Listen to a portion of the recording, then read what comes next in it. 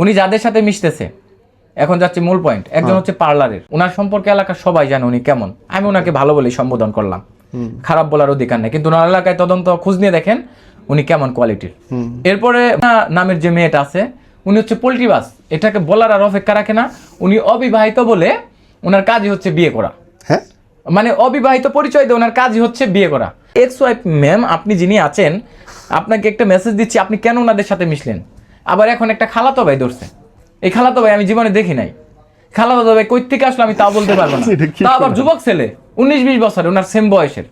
তো আপনার ভিডিও নির্মাণ করার প্রয়োজন, আপনি একটা ভালো মেয়েকে আনেন, কিংবা আপনার ফ্যামিলির কেউ থাকুক, অথবা উনি খালাতো ভাই কি আপনার দেবর ভাসুর কিংবা যারা আছে, এসব আমাদের ইসলামিক সংবিধান অনুযায়ী বোঝা যায় যে এখন পর্যন্ত কোনো এগুলা টিকে থাকে, মানে প্রবলেম, এটা আপনারা সবাই জানেন।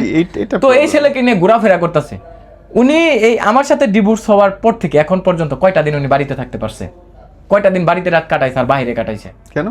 আমি কিভাবে বলবো? উনি বাড়িতেই থাকে নাই। ওনার এলাকার লোক জানাইছে আমার এই ঢাকা বসে থাকে, হ্যাঁ, তারপর আমাকে স্টেটমেন্ট দিয়ে গেছে A to Z। এবং আমার সংসারটা নষ্ট হইতো না, আমি এখনো বলতেছি নষ্ট হইতো না। আমার প্রতি যতই লোভ থাকুক ওনার, যতই লালসা থাকুক, যতই মোটিভেট করুক, ভুল মোটিভেট করুক, ওনার যথেষ্ট পরিমাণে ভালোবাসা ছিল। আমার এই সংসারটা, এই লাইফগুলো, এই জীবনগুলো নষ্ট করেছে আমার শাশুড়ি এবং ওনার পরিচিত ফ্রেন্ড। ওই পার্লারের মেয়েটার কাছে গিয়েছিল উনি সান্ত্বনা পাওয়ার জন্য।